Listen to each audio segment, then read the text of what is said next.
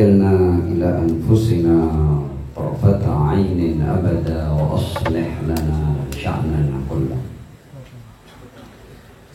الحمد لله رب العالمين بارئ الخلائق أجمعين، والصلاة والسلام على أشرف وأفضل أنبيائه ورسله، حبيبه ونجيبه وصفيه وخيرته على خلقه، المحمود الأحمد العبد المؤيد المصطفى الأمجد أبي القاسم المصطفى محمد وعلى آله الطيبين الطاهرين المعصومين وأصحابه المنتجبين، سيما بقية الله في الأراضين. أجل الله تعالى فرجه الشريف، واجعلنا وجميع المؤمنين والمؤمنات والمسلمين والمسلمات من أتباعه وجنوده. أما بعد، حضرات السادة والعلماء الأفاضل، para alim, para kiai, para pecinta Ar-Rasul, keluarga beliau dan sahabat-sahabat setia beliau, hadirin hadirat yang saya muliakan dan saya hormati, aqulu lakum jami'an assalamualaikum warahmatullahi wabarakatuh.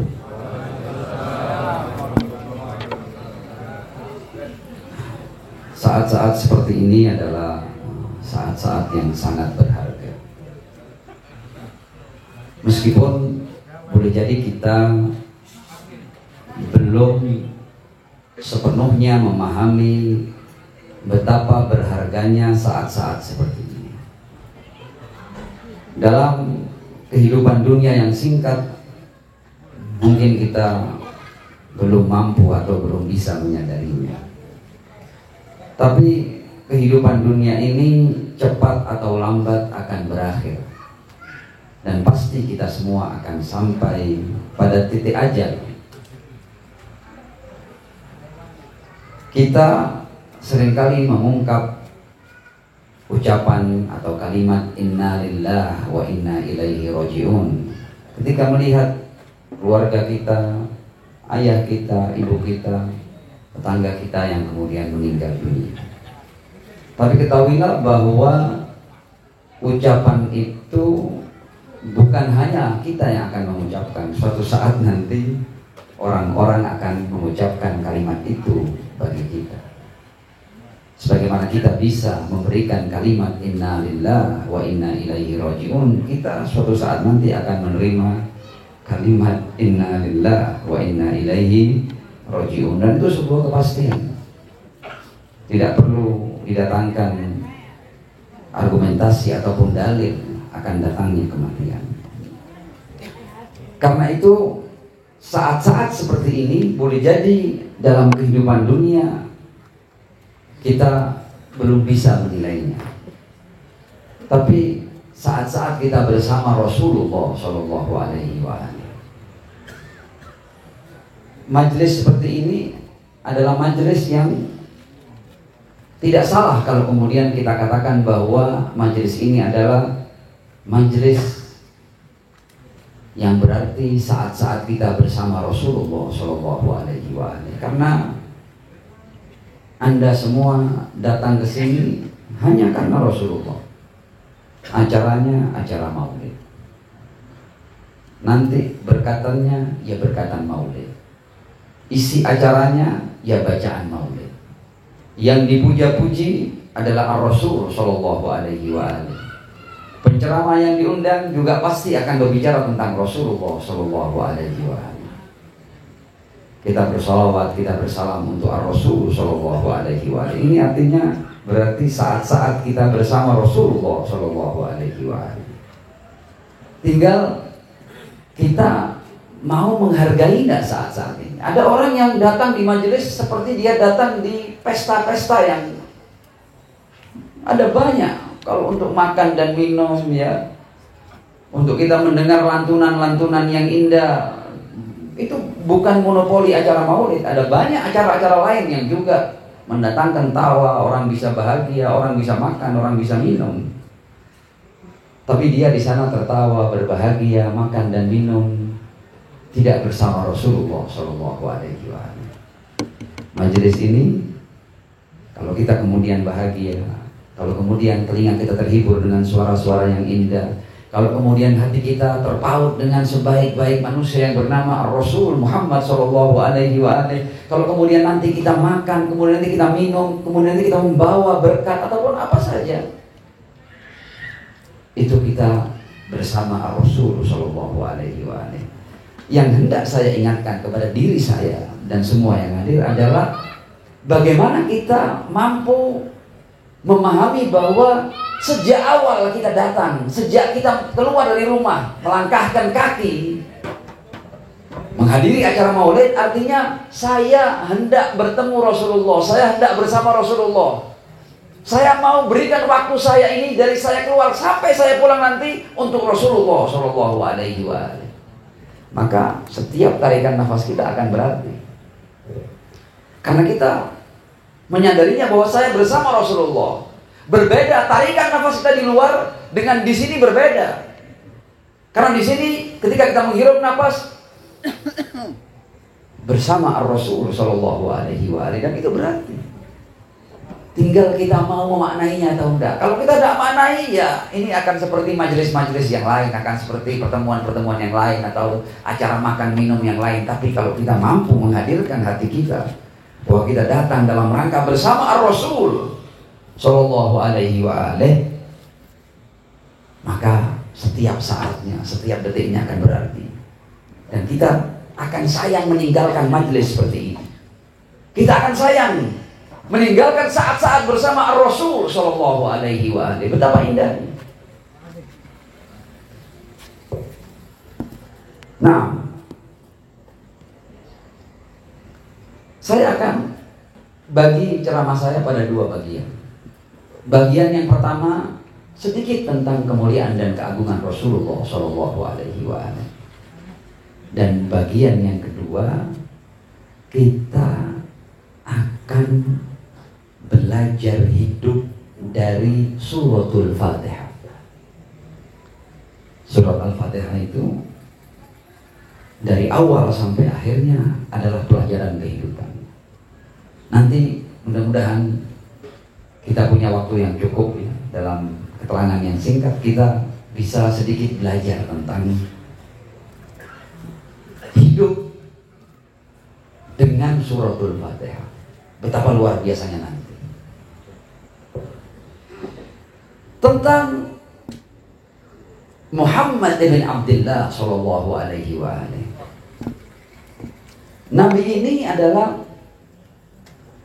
seorang nabi yang tidak bisa dibandingkan dengan nabi-nabi yang lain. Padahal Al-Quran itu menceritakan tentang banyak nabi. Ada nabi yang pertama itu Nabi Adam alaihissalam itu, sampai Allah berkata di Al-Quran, wa 'allama Adamal asma'a kullaha. Bukan sembarang nabi. Nabi yang Allah mengajarkan padanya seluruh asma. Kita tidak bisa membayangkan seberapa hebat Adam alaihissalam. Wa 'allama Adamal asma'a kullaha. Tidak berhenti di situ. Kemudian seluruh malaikat. Ini malaikat ini bukan makhluk-makhluk biasa. Malaikat adalah makhluk-makhluk yang murni dan pure, taat dan patuh kepada Allah Subhanahu wa taala. Yaf'aluna ma yu'marun. Ini kalau para malaikat itu tidak taat, bisa terjadi bencana dalam keberadaan ini.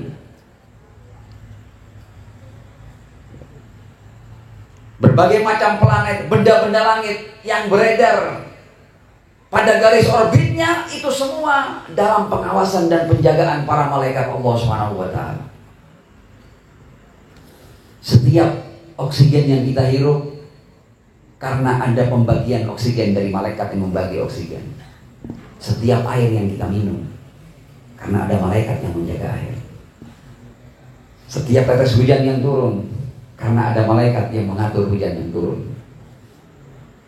Setiap kelahiran, setiap kematian, semua ini, setiap terbitnya matahari, setiap terbenamnya matahari, Setiap yang terjadi dalam pergantian siang dan malam ini sepanjang ribuan bahkan jutaan tahun, malaikat yang bertanggung jawab mengaturnya, memanagenya. Anda memilih manusia yang kemudian Allah memerintahkan seluruh malaikat sujud padanya. Sudah kurang apa kebesaran dan keagungan seorang Adam alaihissalam. Tapi ketahuilah,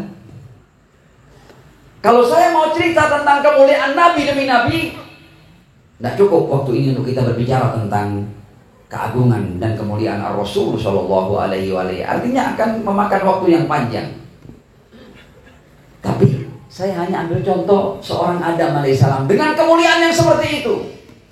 Dan Anda bisa mengingat kemuliaan Ibrahim alaihissalam, kemuliaan Musa alaihissalam, kemuliaan Isa alaihissalam. Silahkan kita refresh kembali dalam benak kita berbagai kemuliaan yang pernah kita dengar tentang para nabi dan para rasul Allah subhanahu wa ta'ala.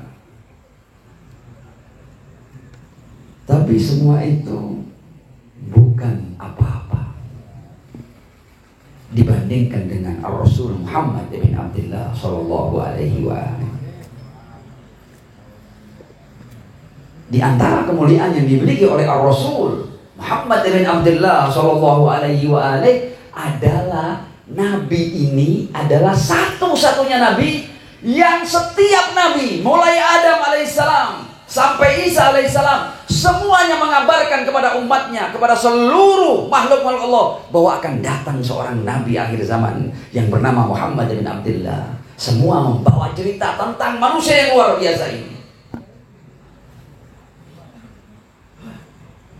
Para nabi adalah para pembawa warta, dan warta yang wajib dibawakan oleh setiap nabi adalah akan diutusnya seorang nabi yang merupakan Sayyidul Anbiya wal Mursalin, dan dia namanya adalah Muhammad bin Abdullah sallallahu alaihi wa sallam. Bahkan semua merasa mendapatkan kehormatan ketika mengabarkan kepada umatnya tentang nabi ini. Al-Quran menggambarkan kepada kita beberapa warta yang dibawa oleh para nabi dalam kitab-kitab suci yang mereka bawa. Seperti ayat ini, alladzina yattabi'una ar-rasul an-nabiyyal ummi alladzi yajidunahu maktuban indahum fit Taurat wal Injil. Mereka merasa terhormat. Bayangkan, nabi membawakan berita tentang kedatangan seorang nabi. Berarti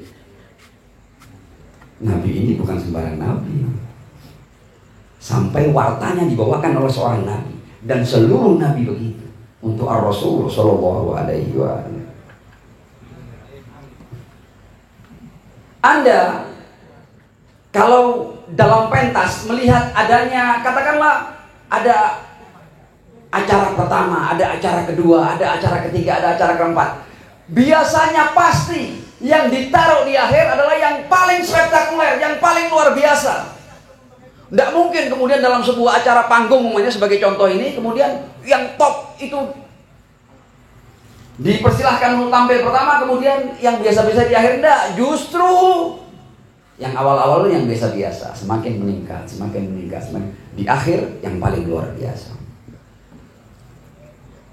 Dan karena itu kemudian Ar-Rasul Muhammad bin Abdullah sallallahu alaihi wasallam, setelah kemegahan dan keagungan semua utusan dan Rasul Allah Subhanahu wa taala, kemudian ada yang merupakan penutup rangkaian para nabi, khataman nabiyyin, dan dia yang paling luar biasa. Karenanya tidak ada yang tanda kutip ya, tidak ada yang bisa diutus lagi oleh Allah. Karena khataman nabiyyin, tidak ada yang lebih mulia daripada ini. Kenapa khataman nabiyyin? Karena tidak ada yang lebih mulia dari Muhammad bin Abdullah sallallahu alaihi wasallam. Dia menjadi Sayyidul Anbiya wal Mursalin. Magana Muhammadun, di Al-Quran diabadikan, aba ahadim min rijalikum walakin Rasulullah wa khataman nabiyyin wa kana Allahu bikulli syai'in alima. kita masih akan berbicara tentang keagungan Ar-Rasul Muhammad bin Abdullah sallallahu alaihi wasallam. Satu-satunya nabi yang mendapat kesempatan untuk Al-Isra wal Mi'raj. Yang lain tidak diberi pengalaman ini. Jadi ada beberapa kemuliaan, tidak mungkin saya sebut semua, yang khas, khusus, istimewa untuk Muhammad bin Abdullah sallallahu alaihi wasallam. Subhanalladzi asra bi 'abdihi lailan minal masjidil haram ilal masjidil aqsa alladzi barakna haulah. Untuk apa? Linuriyahu min ayatina. Linuriyahu min ayatina. Khusus untuk Muhammad bin Abdullah sallallahu alaihi wasallam. Untuk kita tahu kejadian Mi'raj ini, kita perlu membaca satu riwayat agar kita tahu keagungan dan kebesaran Muhammad bin Abdullah sallallahu alaihi wasallam. Saya bacakan sederhana saja. Ini dalam sebuah hadis. Kemudian Jibril menceritakan peristiwa Isra dan Mi'raj. Kata Jibril, bagian-bagian yang tertentu saya baca terjemahannya saja, untuk kemudian di bagian yang penting saya akan baca dengan bahasa Arabnya. Kata Jibril, kata Ar-Rasul sallallahu alaihi wasallam, ketika aku Mi'raj bersama Jibril ke langit, tiba-tiba Jibril diberi perintah oleh Allah untuk mengumandangkan azan. Setelah Jibril mengumandangkan azan, kemudian Jibril berkata kepada Ar-Rasul Muhammad bin Abdullah, taqaddam ya Muhammad, maju engkau wahai Muhammad. Kemudian Ar-Rasul karena kerendahan hatinya, karena tawaduknya, Rasul kemudian berkata seperti ini kepada Jibril, ya Jibril, ataqaddamu alai? Wahai Jibril, apakah aku akan mendahuluimu? Aku akan ada di depanmu. Kerendahan dan ketawaduan seorang Muhammad bin Abdullah sallallahu alaihi wasallam. Jibril kemudian menjawab, innallaha ta'ala faddala anbiya'ahu ala malaikatihi ajma'in wa faddalaka khassah. Muhammad, engkau sudah tahu bahwa Allah Subhanahu wa taala telah memuliakan seluruh nabinya atas seluruh malaikatnya, dan pengutamaanmu khusus lebih daripada seluruh para nabi atas seluruh para malaikat. Kemudian Ar-Rasul mengomentari jawaban Jibril ini, fataqaddamtu wa shallaitu bihim wala fakhr. Aku akhirnya maju ke depan. Aku sholat bersama mereka. Makmumku adalah para malaikat. Aku ucapkan ini bukan dalam rangka aku sombong, bukan dalam rangka membanggakan diriku, enggak. Karena supaya kalian tahu siapa aku. Dan aku diperintahkan untuk menunjukkan siapa aku kepada umatku. Wala fakhr.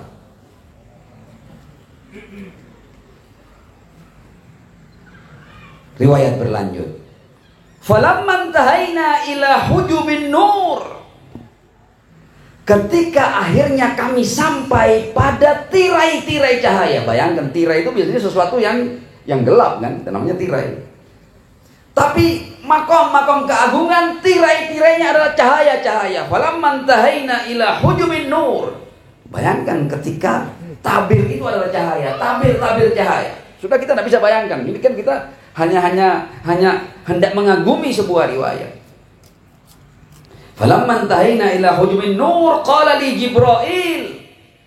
Di tempat yang paling luar biasa itu kemudian Jibril berkata padaku, kata Ar-Rasul sallallahu alaihi wasallam, taqaddam ya Muhammad, maju engkau wahai Muhammad. Dan kemudian Jibril mengambil langkah mundur, wa takhallafa anni, seperti seakan dia tidak berani untuk ikut maju bersamaku. Lagi-lagi Rasul dengan ketawaduannya berkata seperti ini kepada Jibril, ya Jibril, fi mithli hadzal mawdi', di tempat seperti ini engkau mau tinggalkan aku sendirian? Engkau minta aku maju sendiri dan engkau mundur? Fi mithli hadzal mawdi'. Kemudian Jibril mengungkapkan hal yang luar biasa ini. Ini supaya kita tahu ya bahwa betapa luar biasanya peristiwa Isra dan Mi'raj itu. Ya Muhammad, inna intiha'a haddil ladzi wada'anillahu azza wa jalla hadzal makan. Muhammad, engkau pun sebenarnya sudah tahu ini adalah batas akhirku untuk melangkah. Di sini batas akhirku. Red line, garis merah ini bagiku. Fa in tajawaztu ihtarakat ajnihati. Kalau aku sok berani maju satu langkah saja, ihtarakat ajnihati, sayap-sayapku akan terbakar. Ihtarakat ajnihati lita'addi hudud rabbi jalla jalaluh, dikarenakan aku melewati batas yang telah digariskan oleh Tuhanku. Rasul kemudian menceritakan lanjutan daripada peristiwa Isra dan Mi'raj ini. Fazajja bi zajja fin nur, ya. Jadi Rasul dibawa oleh ombak, tapi bukan ombak air, ombak cahaya. Fazajja bi zajja fin nur hatta intahaitu ila haitsu ma syaa, sehingga aku tidak tahu aku ini sampai kemana, sesuai dengan kehendak Allah Subhanahu wa ta'ala. Kemudian ada suara yang datang memanggilku, ya Muhammad, anta abdi wa ana rabbuk. Muhammad, engkau hambaku dan aku adalah Tuhanmu. Ya Muhammad, anta abdi wa ana rabbuk, fa iyaya fa'bud wa alayya fatawakkal. Maka menghambalah padaku bertawakallah. Fa innaka nuri fi ibadi wa rasuli ila khalqi wa hujjati fi bariyati liman tabi'aka khalaqtu jannati. Untuk yang mengikutimu aku ciptakan surgaku, wa liman khalafaka khalaqtu nari. Dan untuk yang mengambil jalan lain, menentangmu, melawanmu, ya, aku ciptakan nerakaku. Sallu ala Muhammad wa ali Muhammad. Allahumma salli ala Muhammad wa ali Muhammad. Kita masih akan mengarungi keagungan Ar-Rasul sallallahu alaihi wasallam sampai Allah di Al-Qur'an berkata seperti ini. Wa kana fadlullahi 'alaika 'azima. Anugerah Allah bagimu sangat agung. Tuhannya sendiri yang ngomong. Dan hal ini belum pernah Allah berikan kepada nabi-nabi yang lain. Meskipun nabi-nabi yang lain itu punya segudang kemuliaan dan keutamaan, tapi begitu sampai pada Ar-Rasul, Allah berkata, wa kana fadlullahi 'alaika 'azima. Tentang perangainya, wa innaka la'ala khuluqin 'azim. Seakan Allah tidak cukup wa kana fadlullahi 'alaika 'azima, sudah mencakup akhlaknya. Tidak, Allah ingin memuji hambanya ini. Siapa hamba ini sampai Allah tidak puas untuk muji sekali, untuk mengagungkan sekali, hendak diagungkan berkali-kali. Nanti kita lihat ya, realitanya manusia ini diabadikan oleh Allah Subhanahu wa ta'ala. Wa innaka la'ala khuluqin 'azim. Tentang kedekatannya Allah saya berkata begini, tsumma dana fatadalla fakana qaba qausaini aw adna. Allah tidak mungkin Allah itu ragu. Fakana qaba qausaini aw adna.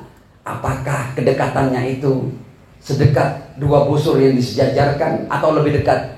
Tidak mungkin atau, ya. Allah tidak mungkin atau. Au di sini fakana qaba qausaini aw adna.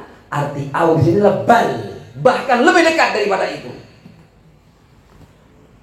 Sedekat dua busur itu hanya sekedar tamsil, perumpamaan supaya kita paham tentang kedekatan yang kurang dari 1 meter.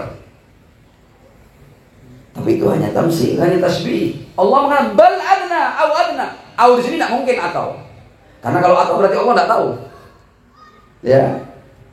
Fakana qaba qausaini au adna bal adna, lebih dekat daripada itu.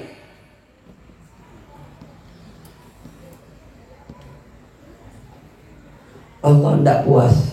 Di Al-Quran mengatakan wa rafa'na laka dzikrak. Muhammad, kami membumbung tinggikan sebutanmu. Sebagai buktinya, ya, bahwa manusia ini realita. Jadi buktinya bukan riwayat, bukan apa yang ada dalam nukilan, buktinya adalah kenyataan. Manusia ini ketika sama Allah dikatakan wa rafa'na laka dzikrak, manusia ini menjadi satu-satunya manusia yang tidak ada tandingannya, yang dipuja-puji oleh umat manusia di seluruh penjuru bumi Allah. Kita belum bicara yang di luar bumi loh ya. Karena pengetahuan kita cuma di bumi. Padahal ini bumi ini hanya bagian kecil yang memuji Ar-Rasul sallallahu alaihi wa alihi. Ar-Rasul lebih terkenal di langit daripada di bumi. Tapi bahkan di bumi dia menjadi manusia yang paling banyak dipuja. Silahkan Anda baca sejarah, ada enggak manusia yang dipuja, dipuji, dibuat kemudian puisi, kemudian orang memuji-muji namanya sepanjang sejarah ini melebihi Ar-Rasul sallallahu alaihi wa alihi wa rafa'na. Laka dzikrak, Anda tidak akan temukan itu. Realita yang berbicara. Silakan Anda cari tokoh-tokoh besar, bintang-bintang besar, manusia-manusia besar. Adakah yang dipuja dan dipuji melebihi Ar-Rasul sallallahu alaihi wa alihi? Silakan cari kalau ada. Wa rafa'na laka dzikrak. Buktinya adalah realita dan kenyataan yang tidak bisa dibantah, yang tak terbantah. Di negara seperti Indonesia ini saja, orang yang terbangan untuk memuja dan memuji Rasul ini hampir di setiap tempat, hampir di setiap waktu, hampir di setiap hari. Warafa'na laka dzikrak. Tidak ada orang yang dipuja-puja terus seakan orang tidak puas. Kita juga heran, kita dulu dengan perilaku kita juga heran. Kenapa kita puja-puji terus Rasul? Kenapa ini? Daya tarik apa yang mengajak kita untuk terus? Marhabanan itu apa? Tapi kenyataannya seperti itu. Dan ini manusia yang lahir di negeri Arab sana, di Jazirah Arab sana. Kita ini terpisah oleh samudra yang luas. Tapi orang ini kemudian seakan dengan apa ia datang ke pulau kita dan ke tanah kita, sampai kemudian punya tempat di hati masyarakat yang ada di Nusantara tercinta ini. Kenyataan, realita yang berbicara. Dan yang seperti ini orang datang terus. Anda kalau muji orang lain selain Rasulullah, Anda bosan. Ya, karena memang dia tidak punya kemuliaan seperti itu. Orang yang tidak punya kemuliaan, kalau kita puji-puji, kita, kalau bahasa Jawanya itu belenger kita. Kita tidak tahan untuk muji sesuatu yang memang tidak mulia. Tapi Rasul tidak seperti itu. Semakin kita memujinya, semakin kita kurang. Dan kurang, dan ini akan terus seperti itu. Shallu ala Muhammad wa ali Muhammad. Wa rafa'na laka dzikrak, kenyataannya dia menjadi manusia yang paling banyak dipuja. Allah juga menunjukkan bahwa ini risalah yang dibawa oleh orang ini akan mengungguli semua ideologi dan agama. Cepat atau lambat itu akan terjadi. Ini pun kalau kita mau jelaskan akan mengambil waktu yang panjang. Kita akan masuk lagi pada keagungan dan kebesaran Rasul sallallahu alaihi wa alihi. Sebagian orang, bahkan saya harus menyatakan kekecewaan kalau sebagian ini adalah ulama yang mengatakan dia adalah ulama Islam. Saya agak kecewa ini. Dan saya yakin antum semua kecewa. Sepertinya mereka tidak baca Al-Quran. Ada orang-orang, saya pakai bahasa ini ya, supaya antum ingat, yang hendak memutilasi Muhammad Shallallahu Alaihi Wasallam. Bagaimana cara mutilasinya? Dimutilasi bahwa Nabi ini hanya maksum ketika dia menyampaikan wahyu. Di luar itu dia manusia biasa. Dia bisa salah, dia bisa teledor, dia bisa keliru, dia bisa melakukan hal yang tidak baik. Sebagian hendak memutilasi. Tuhan yang hendak mengagungkan hambanya ini, hamba-hamba yang tidak tahu diri, apalagi menautkan dirinya dengan agama yang dibawa oleh Muhammad bin Abdullah sallallahu alaihi wa alihi, hendak memutilasi Nabi ini, bahwa Nabi ini hanya Nabi di saat menyampaikan wahyu. Selain itu dia manusia biasa, bisa salah, bisa keliru, bisa ngawur. Wa na'udzubillahi min dzalik. Kita akan bungkam mulut mereka dengan Al-Quran. Shallu ala Muhammad wa ali Muhammad. Shalli ala Muhammad wa ali Muhammad. Seakan Allah sudah mengantisipasi bahwa nanti ada hamba-hambaku yang bahkan tidak malu menyatakan pengikut Muhammad bin Abdullah sallallahu alaihi wasallam, tapi kemudian mereka hendak mengurangi kemuliaan dan keagungan Ar-Rasul sallallahu alaihi wasallam. Al-Quran mengatakan seperti ini. Jadi Allah sudah mengantisipasi dan Allah memaksumkan, mensucikan setiap bagian tubuh Rasul Shallallahu Alaihi Wasallam. Bahkan bagian tubuh yang zahir dan bagian tubuh yang batin disucikan oleh Allah Subhanahu Wa Taala. Ketika berbicara tentang mata Muhammad, Allah berkata di surat An-Najm, "Mazaghal basaru wa ma tagha." Ini tidak mungkin salah lihat Muhammad ini, tidak mungkin keliru. Tidak mungkin salah mengapresiasi, tidak mungkin salah menilai. Selalu akurat penilaiannya, penglihatannya selalu benar. Mazaghal basaru wa ma tagha. Al-Quran yang mengatakan. Lidahnya, ini lidahnya Allah sucikan sehingga lidah ini wa ma yantiqu anil hawa in huwa illa wahyun yuha. Tidak mungkin silap, tidak mungkin dia mengeluarkan sesuatu yang bukan bersifat ilahi. Karena itu firman Allah adalah kalamullah. Kemudian ketika Rasul menjelaskan firman Allah itu adalah ta'lim kitabillah yang sudah dicanangkan di Al-Quran. Wa yu'allimuhumul kitaba wal hikmah. Jadi ketika Rasul mengajarkan juga wa ma yantiqu anil hawa in huwa illa wahyun yuha. Firman Allahnya kalamullah. Keterangan kalamullah adalah wahyu yang Allah berikan kepada Muhammad bin Abdullah sallallahu alaihi wasallam, sehingga tidak mungkin bergeser satu senti pun dari apa yang dimaksud oleh Allah Subhanahu wa taala. Wa ma yantiqu anil hawa in huwa illa wahyun yuha.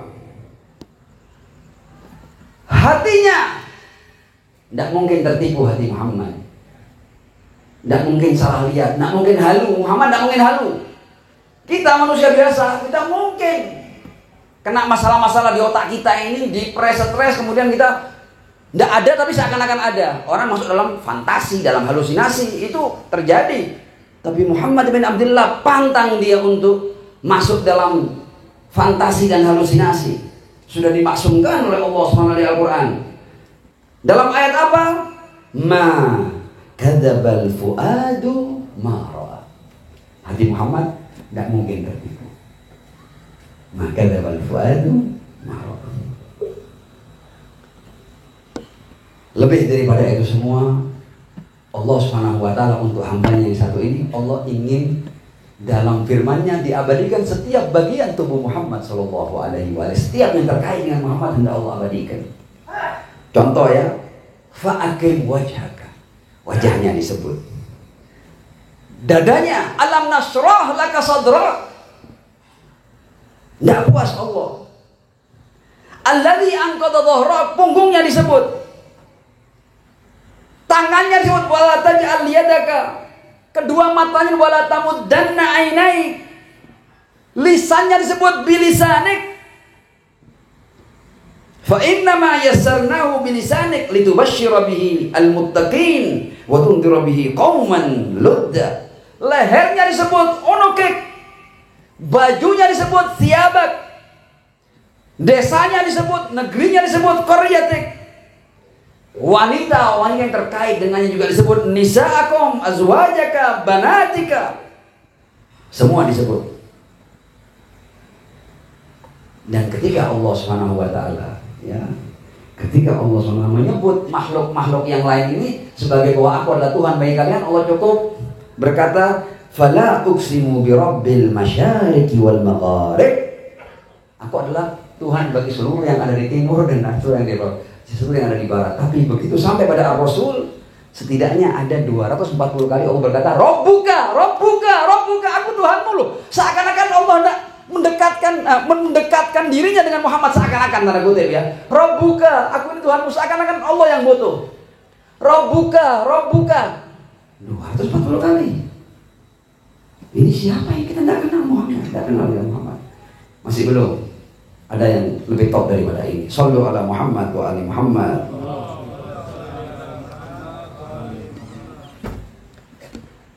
Allah memberikan sesuatu kepadanya yang sampai sekarang kita masih belum tahu apa maksudnya ini. Inna fatahna laka fatham mubina. Apa ini Fathah Mubinah ini apa ini? Tidak paham kita masih belum paham kita. Sampai Allah berkata inna fatahna laka fatham mubina. Sengaja saya tidak masuk dalam tafsirnya karena nanti panjang. Ada dua ayat yang mudah kita pahami, tanda kutip ya, mudah kita pahami karena ayat ini menunjukkan bahwa nanti kita baru paham. Ayat ini sering kita baca, tapi akhirnya kita paham, loh kok sampai sebegitunya ya Allah kepada Muhammad ini ya. Kita lihat ya. Kalau kita berbicara hubungan antara Tuhan dengan hamba, hubungan Tuhan dengan Rasul, bagaimanapun juga Ar-Rasul adalah hamba Allah.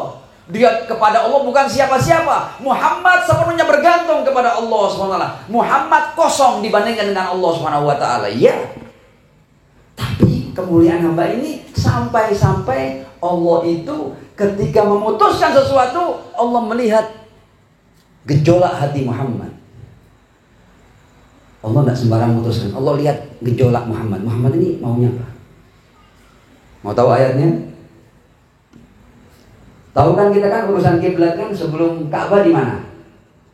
Di Masjidil Aqsa kan? Yang sekarang ini kita lihat insya Allah perlawanan masyarakat Palestina sebentar lagi akan membebaskan Masjidil Aqsa, kiblat pertama umat Islam. Amin, amin, amin. Ya, sekarang ini sudah Allah hendak menunjukkan kemenangan kepada orang-orang yang dizalimi. Dan Allah akan menghancurkan para pelaku kezaliman, para penjajah. Ketika Ar-Rasul hatinya sedikit tidak enak saja tentang urusan kiblat ini, Allah langsung turunkan ayat, "Falanuwalliyannaka kiblatan." Aku akan hadapkan padamu wahai Muhammad kiblat yang apa? Tardoha. Yang kamu rela dengan kiblat itu. Ini siapa yang lari? Sampai Allah berkata, "Falanuwalliyannaka kiblatan tardoha." Jadi kita belum kenal Muhammad SAW. Jauh kita untuk mengenal siapa Muhammad SAW. Ini hamba apa ini? Sampai-sampai Tuhan memutuskan sesuatu berdasarkan gerak hatinya. "Falanuwalliyannaka kiblatan tardoha." Tidak berhenti di situ. Allah bukan hanya untuk urusan kiblat. Kata Allah, Muhammad sudah mau apa sudah. Sampai-sampai Allah ini berikan cek kosong. Silakan kamu tulis apa saja. Wala saufa yu'tika rabbuka fatardo. Ukurannya fatardo, sampai kamu rela. Sudah, kita hanya bisa bersolawat. Allahumma sholli ala Muhammad wa ali Muhammad. Kita belum mengenal engkau ya Rasulullah. Makanya tadi Habib Hasan tadi ketika ngomong, maafkan cinta kami padamu, pastilah kita minta maaf. Karena cinta kita itu berdasarkan pengetahuan kita. Kuat lemahnya cinta kita itu sangat berdasar pada pengetahuan kita. Sementara pengetahuannya sangat terbatas tentang Ar-Rasul. Jadi cinta yang kita berikan kepada Ar-Rasul adalah sesuatu yang tidak pantas untuk beliau terima. Meskipun itu berharga. Nah,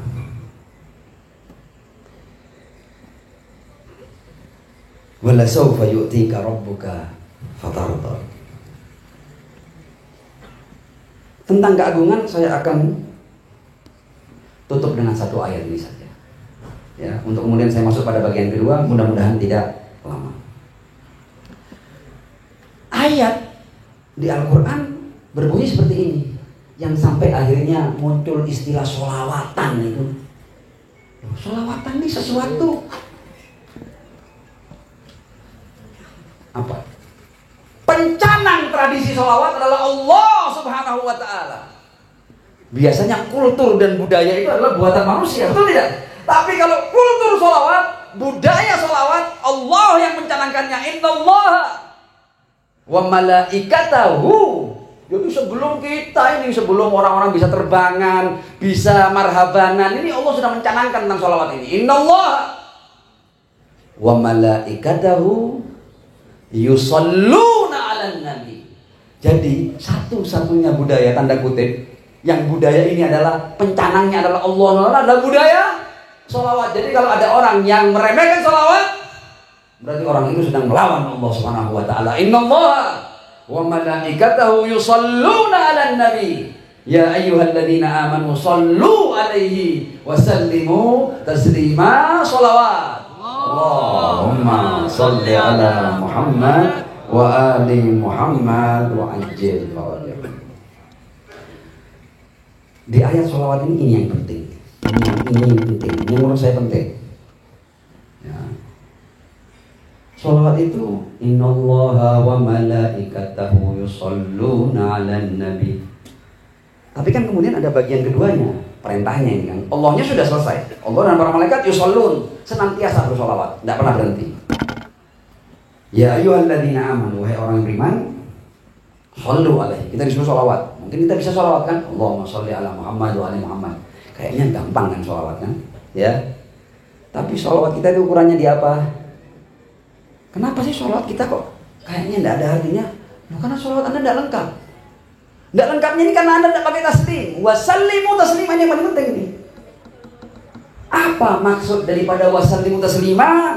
Saya akan tafsirkan dengan ayat lain. Ma'assolati ala Muhammad wa ali Muhammad. Allahumma salli ala Muhammad wa ali Muhammad wa ajil farajahum.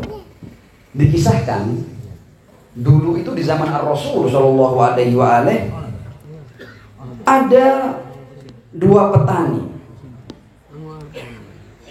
Kemudian mereka ribut. Nggak tahu ribut urusan pengairan atau urusan batasan ladangnya. Nggak penting itu. Pokoknya ketika mereka berselisih, mereka ngomong, kita nggak bisa menyelesaikan sudah. Ayo kita sama-sama ke Rasulullah sudah. Apa kata dia kita ikut. Ya. Singkat kata, dua petani ini mendatangi Ar-Rasul sallallahu alaihi wa alihi. Mendatangi Ar-Rasul. Masing-masing mengetengahkan kira-kira masalahnya apa dan apa yang dia tuntut. Si A mengatakan, ya Rasul ini begini. Sebenarnya saya begini. Yang satunya juga begini. Rasul mendengarkan dua-duanya. Didengarkan dengan seksama oleh Ar-Rasul sallallahu alaihi wa alihi. Kemudian setelah Rasul mendengar dua-duanya, kata Rasul, ya kalau itu yang benar kamu yang A. Anggap saja yang katakan itu A dan B ya, si A dan si B. Kemudian Rasulullah si A yang benar. Tiba-tiba si B, padahal kan sudah sepakat nanti kan. Ayo kita bawa masalah kita kepada Ar-Rasul sallallahu alaihi wa alihi. Si A ketika dibenarkan oleh Ar-Rasul, ya memang boleh jadi karena dia mendapatkan apa yang dia inginkan, karena dia benar. Si B yang asalnya hendak kembali kepada Ar-Rasul, hendak menyerahkan urusan kepada Ar-Rasul. Begitu Ar-Rasul mengatakan bahwa yang benar si A, kemudian hatinya bermasalah, tidak terima hatinya. Terjadi goresan dalam hatinya. Dan kemudian dia berkata, ya tentu saja Muhammad, mulai kurang ajar dia. Kamu membenarkan si A, kan kerabatmu dia. Allah untuk urusan ini menurunkan ayat. Dan ini pelajaran buat kita semua loh ya. Allah menurun ayat di Al-Quran surat An-Nisa ya, ayat 65. Fala wa rabbika, demi Tuhanmu wahai Muhammad, la yu'minuna, mereka ini tidak beriman padamu. Jadi asyhadu an la ilaha illallah wa asyhadu anna Muhammadar Rasulullah, tidak menjamin iman, sorry. Ya, belum tentu. Fala wa rabbika la yu'minuna, mereka tidak akan beriman. Kapan mereka beriman? Ayat menjelaskan, hatta yuhaqqimuka fima syajara bainahum. Kapan mereka dikatakan beriman? Sampai mereka menjadikan kamu hakim atas berbagai macam perselisihan mereka. Kalau mereka betul-betul menjadikan kamu hakim, baru mereka beriman. Tidak berhenti di sini. Hatta yuhaqqimuka fima syajara bainahum, tsumma la yajidu fi anfusihim harajan. Tapi kemudian bukan hanya menjadikan kamu hakim, tapi setelah kamu memberikan putusan, hati mereka tidak kemudian tergores, hati mereka pasrah. Meskipun keputusan Rasul itu bersinggungan dengan kepentingannya, dengan kesenangannya. Ada orang yang ikut sama Rasul dan dia bersama Rasul ketika keputusan Rasul itu menyenangkan dia, menguntungkan dia, dia kan iya lebay kayak Rasulullah. Tapi begitu keputusan Rasul bersinggungan dengan kepentingannya, dengan kesenangannya, Nabi apa ini?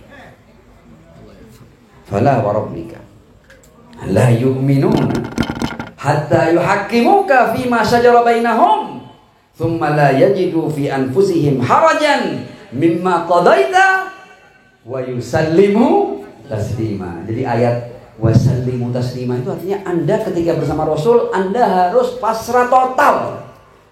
Apapun katamu, ya Rasul, sendiko dawuh.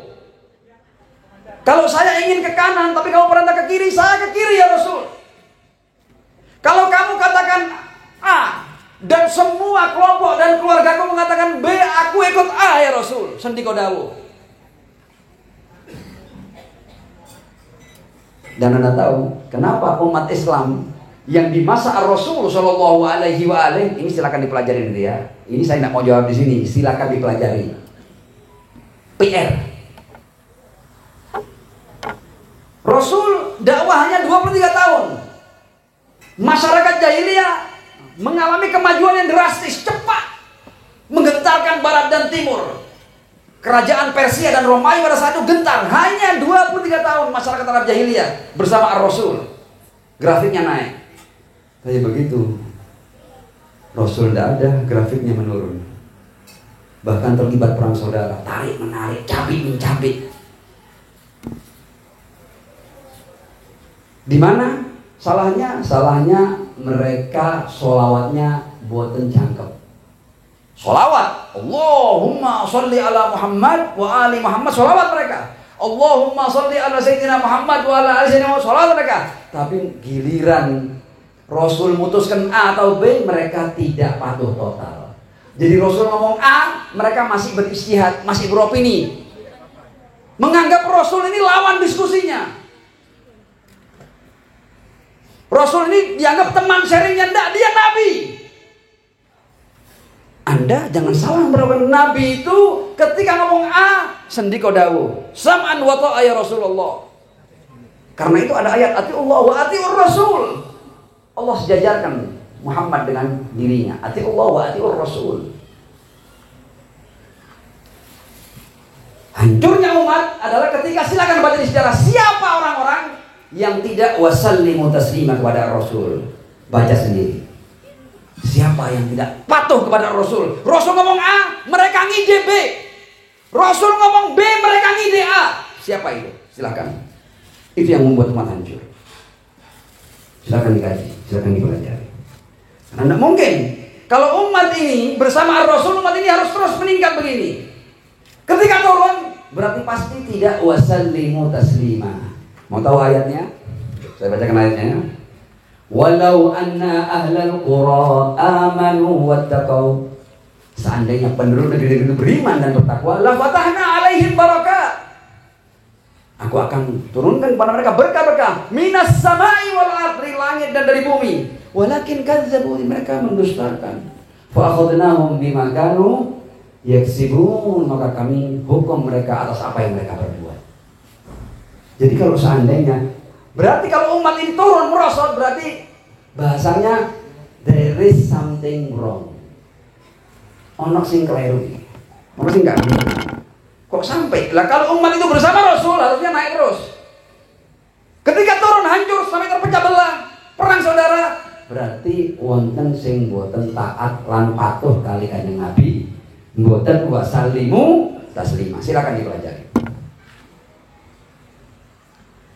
Jayanya umat ini bagaimana? Jayanya umat ini harus kembali kepada sholawat yang cangkep. Allahumma sholli ala Sayyidina Muhammad wa ala ali Sayyidina Muhammad. Tapi kemudian orang betul-betul menelaah dan mengkaji, kira-kira Rasul ngomong apa? Wasallimu taslima. Dan jangan sok ngide, jangan sok beropini. Ketika Rasul sudah ngomong A, ya A ini sudah. Lek ngeten ya napa? Jangan. Anda bukan lawan debat Rasul, Anda bukan lawan diskusi Rasul. Dia diutus untuk memberikan petunjuk Anda, bukan untuk Anda ajak diskusi. Sorry to say, sebagian orang tidak paham Rasulullah. Rasul dia diskusi. Bahkan berani memenangkan pendapatnya atas pendapat Ar-Rasul Shallallahu Alaihi Wasallam. Nah, bagian yang kedua, insya Allah saya akan sampaikan dalam waktu 10 menit saja. Shallu ala Muhammad wa ali Muhammad. Ini diantara cara kita hidup untuk taslim kepada Ar-Rasul sallallahu alaihi wasallam. Ini belajar pelan-pelannya, belajar pelan-pelan taslim melalui hidup dengan suratul Fatihah. Saya tadi janji 10 menit ya, karena di bagian pertama sudah terlalu panjang. Surat Fatihah itu ayat pertamanya Bismillahirrahmanirrahim. Bismillah, dengan nama Allah. Pelajaran pertama adalah jangan pernah berpisah dengan Tuhan, karena Anda tidak bisa berpisah dengan Tuhan. Kita berbicara diri kita ya, tidak usah ngomong orang lain, diri kita ini. Mana dalam diri kita yang bukan Bismillah? Mana yang tidak dimulai dengan Tuhan? Mana yang kita mulai sendiri? Dalam wujud kita ini, mana yang kita mulai sendiri? Mana yang bukan ciptaan Tuhan? Ayo, kalau sampai Anda bisa menemukan sesuatu yang bukan ciptaan Tuhan dalam diri Anda, berarti gagal ini. Ayat ini gagal ini. Sekali lagi saya tanya, pikirkan ya, apa dalam diri kita yang tidak Bismillah? Maksudnya yang betul-betul itu kita, bukan Tuhan. Ada enggak? Saya kira enggak ada ya. Jadi kita harus hidup dengan nama Allah. Anda menggunakan mata Anda, ini mata pemberian Allah. Anda menggunakan telinga Anda, ini pemberian Allah. Jadi dalam diri Anda semuanya Bismillah. Jadi ketika semua dalam wujud Anda itu berbasmalah, Anda ngawur kalau Anda kemudian tidak di jalan Tuhan. Kita ngawur kalau kemudian dari jalan Tuhan. Semuanya punya Tuhan kok. Ya, silakan nanti dikaji lebih jauh. Yang pertama, hidup dengan surat Fatihah itu Bismillah semuanya. Jadi Anda napas, ada nama Allahnya di sini, kan Anda tidak ikut nyiptakan oksigen. Anda meneguh air, Bismillah ini. Meskipun Anda tidak Bismillah, dia Bismillah, karena Anda tidak ikut nyiptakan. Anda diminta untuk mengakui. Ketika kita mengakui Bismillah, dapat pahala Anda. Anda tidak mengakui, tetap Bismillah ini, karena bukan Anda yang menciptakan. Anda tidak punya sumbangsi apapun dalam keberadaan diri Anda ataupun yang di luar diri Anda. Tidak punya. Jadi pertama apa? Bismillah. Dua, Bismillahirrahmanirrahim. Ini kalau saya mau jelaskan panjang nanti waktunya tidak 10 menit. Tapi karena saya berbicara bukan dengan orang-orang yang tidak berpikir, orang yang pikirannya aktif. Silahkan didalami lebih jauh. Boleh jadi Anda punya kemampuan mendalami hal ini lebih jauh daripada saya. Dan ini bukan basa-basi. Pertama, Bismillah. Yang kedua adalah Ar-Rahman. Bismillahirrahmanirrahim. Ar-Rahmanirrahim. Tuhan itu selalu Rahman Rahim. Kepada siapa? Kepada semua. Loh, apa sih Rahman Rahim loh? Setiap sel dalam diri Anda itu bukti cinta ilahi. Saya mau tanya, Tuhan tuh nyiptakan kita, dia perlu sama kita? Perlu. Coba dijawab, coba. Perlu tak? Enggak perlu. Berarti kalau Tuhan tidak perlu sama saya, kira-kira apa yang bisa menjadi alasan dia nyiptakan saya? Special edition lagi. Ya, kita ini diciptakan tidak ada duanya, khusus. Jadi masing-masing kita ini diciptakan dengan kehendak Tuhan. Tidak asal. Karena kalau asal boleh jadi yang seperti kita ada ratusan, yang seperti kita hanya satu. Jadi setiap ciptaan Tuhan itu special edition. Jadi Anda spesial di mata Allah. Seluruh wujud kita ini bukti cinta Allah, Rahman Rahimnya Allah. Anehnya manusia, ketika seluruh wujudnya adalah ayat Rahman dan Rahim, bagaimana dia mengizinkan dirinya untuk berbuat yang keluar dari cinta dan kasih sayang? Jahat dengan tetangganya, jahat dengan temannya, jahat dengan saudaranya, menipu, mengganggu, mencaci, memaki, mengolok, membuat kerusakan. Loh, kok bisa Anda ini seluruh wujud Anda itu adalah cinta dari Allah dan Anda special edition? Kok bisa keluar sesuatu yang jahat? Berarti Anda sedang salah ini. Ya, jadi kita tidak perlu belajar, kita belajar pada hakikat. Hakikat diri kita adalah cinta ilahi. Kita malu kalau kemudian cinta ilahi ini kita keluarkan dengan sesuatu yang jauh dari cinta. Karena itu Ar-Rasul sebagai hamba terbaik, dia menunjukkan bahwa dia memberikan seluruh kasih sayangnya kepada seluruh hamba Allah. Wa ma arsalnaka illa rahmatan lil alamin. Jadi Anda ini kalau memulai dengan benci, Anda sedang menyalahi wujud Anda.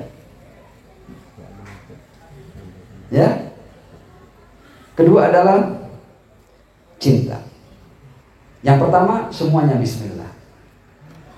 Yang kedua semuanya cinta. Yang ketiga adalah alhamdulillahirabbil alamin. Alhamdulillahirabbil alamin. Kita ini tidak punya celah untuk tidak berterima kasih, untuk tidak bersyukur, untuk tidak memuji Allah. Kenapa? Karena tadi kan bismillah tadi kan. Seluruh yang kita miliki dari Allah, sehingga kita tidak punya alasan untuk tidak memuja dan memuji Allah, karena semua darinya. Anda berhubungan dengan apa saja pemberian Tuhan.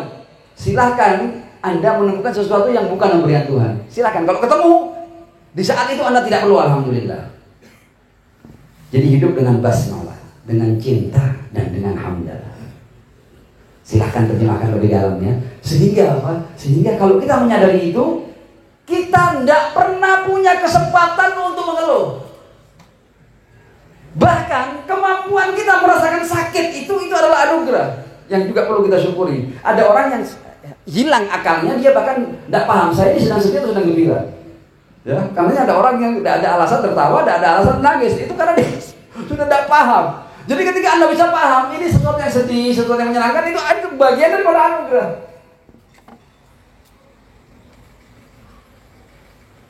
Jadi setiap saat adalah alhamdulillahirabbil alamin. Pelajaran yang berikutnya. Ya, saya masih punya 4 menit ini ya. Tenang, tinggal 4 menit. Adalah Malik Yaumiddin. Tuhan mengingatkan, loh, aku ini raja di hari pembalasan nanti. Maksudnya, manusia, masa kamu tidak sadar? Masa kamu mau hidup untuk dunia? Loh, kamu kan akan mati besok. Hanya orang yang tidak waras yang kemudian dia hanya memikirkan bangunan dunianya yang pasti akan dia tinggal. Dan ditinggalnya dunia ini tidak nunggu tua, tidak nunggu sakit, tidak ada banyak yang masih muda itu kemudian bayi meninggal dunia, sehat segar bugar meninggal dunia. Jadi kita diminta untuk ingat kehidupan pasca kehidupan dunia. Ajaran-ajaran yang lain, isma-isma yang lain, yang seakan-akan orangnya itu botak-botak, rambutnya panjang, namanya keren, dipakai di mana-mana, Hegel lah, Karl Marx lah, dan lain sebagainya. Itu mereka tidak punya cerita kecuali tentang hidup yang sementara ini. Tidak punya cerita tentang sebelum dunia dan pasca dunia. Tidak punya cerita mereka. Mereka kehidupannya sempit. Seperti domba yang hidup untuk makan dan minum dan menunggang kemudian mati.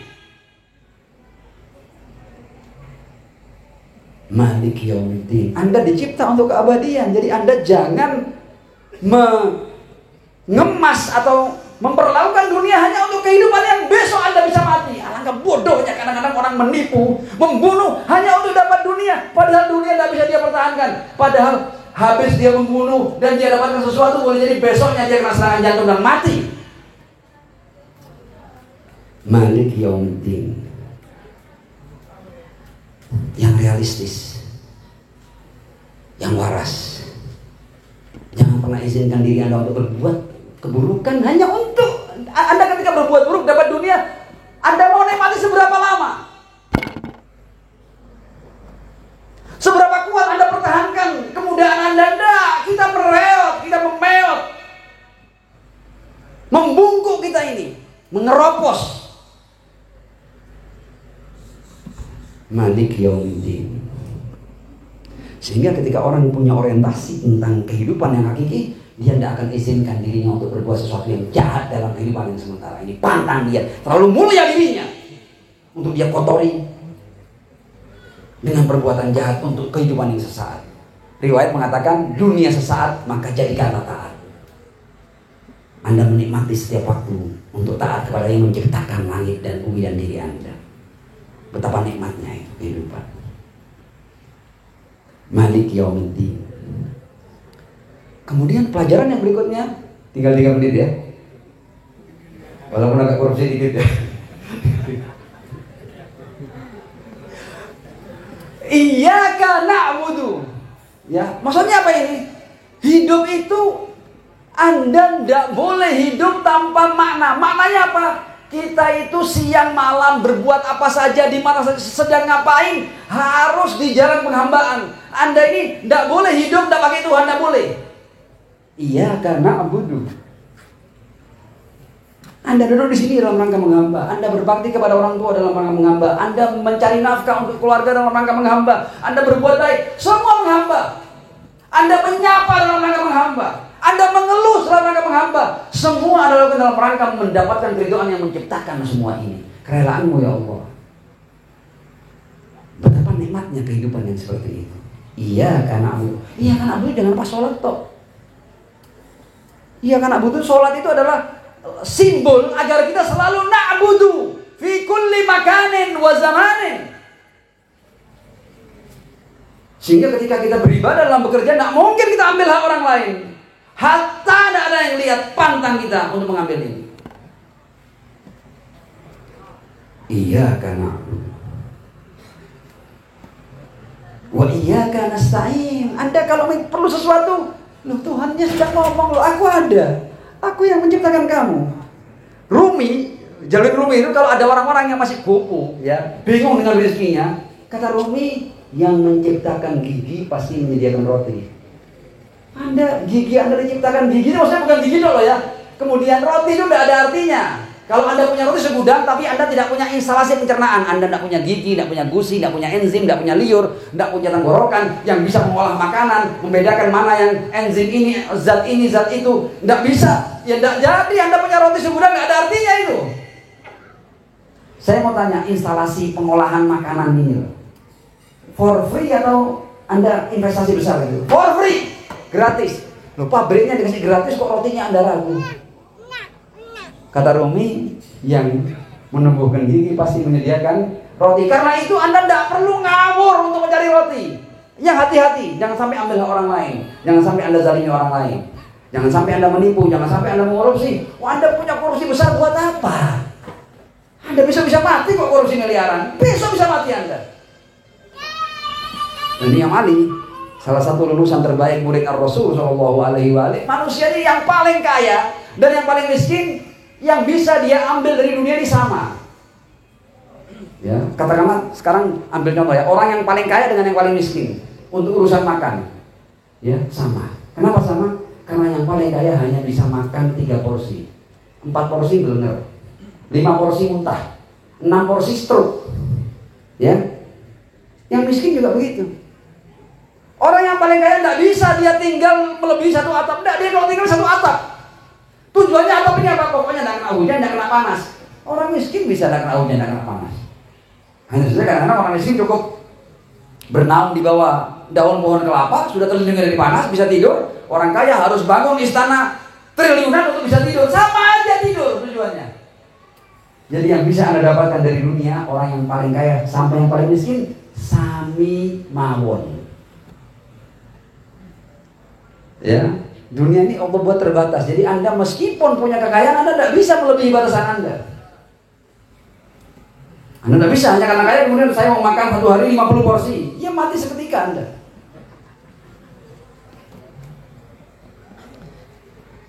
Tinggal 2 menit. Iya. Ini kan surat Al-Fatihah kan? Ihdinas siratal mustaqim. Manusia itu dia tidak pokok jalan, tidak pokok ikut-ikutan, tidak asal-asalan dia ngikut. Dikasih sama Allah akal ini, dia pastikan dulu jalan saya ini benar apa enggak. Karena itu kita di sholat diajarkan ihdinas siratal mustaqim, supaya kita selalu sibuk dengan iki wis bener ta dalane. Bener ta iki? Gak keliru ta iki? Nah, jadi selalu kita melakukan pencarian, pemahaman. Kalau kemudian tiba keliru, yo jadi terus rek, mandek kok menggo titik. Orang sudah tahu jalannya keliru, kesasar diteruskan, ya tinggal tunggu kematiannya. Setiap saat kita harus merevisi diri kita. Wes bener tak gue kira? Jadi selalu waspada dengan diri kita. Ihdinas siratal mustaqim. Dan kalau Anda mendapatkan kebenaran, dan kebenaran ini kan loh, aku memiliki, aku rugi gitu. Orang yang beriman ketika dia menemukan kebenaran, dia akan buang semua kepentingannya dan kesenangannya. Karena ini benar, walaupun ketika saya milih kebenaran ini kemudian saya akan merugi, tidak peduli dengan kerugian, yang penting benar. Ihdinas siratal. Jadi pro kebenaran. Orang yang tidak mungkin dia mendukung orang yang zalim, tidak mungkin dia mendukung orang yang jahat, tidak mungkin dia mendukung orang yang salah, tidak mungkin, karena ihdinas siratal, dia bertanggung jawab dengan apa yang dia pahami. Oh, kalau saya bela dia, saya dapat ini, tidak mau. Ada orang-orang yang kebenarannya bisa dibeli dengan 100.000, 1 juta, dia membela kebatilan. La haula wala quwata illa billah. Ihdinas siratal mustaqim. Pastikan kita lagi di jalan kebenaran. Makanya jangan ini Al-Quran yang ngajarkan. Jadi Anda tidak selesai, Anda harus terus mengkaji. Ketika Anda mendapatkan pencerahan baru, kebenaran baru, ubah arahnya. Ke kanan kah, ke kiri kah, putar balik kah. Ihdinas siratal mustaqim. Tinggal 1 menit. Siratal ladzina an'amta 'alaihim ghairil maghdubi 'alaihim waladdallin. Ternyata jalan yang lurus sudah ditafsirkan di Fatihah ini. Jalannya orang-orang yang kamu in'am kepada mereka. Jadi sebenarnya jalan yang lurus ini sudah Allah berikan kepada orang-orang tertentu. Kalau kita mau mudahkan tafsirnya, orang-orang tertentu ini Anda harus cari siapa orang-orang yang dapat in'am dari Allah. Ihdinas siratal mustaqim. Jalannya siapa? Siratal, jalannya orang-orang. Jadi ada orang-orang yang harus Anda ikuti.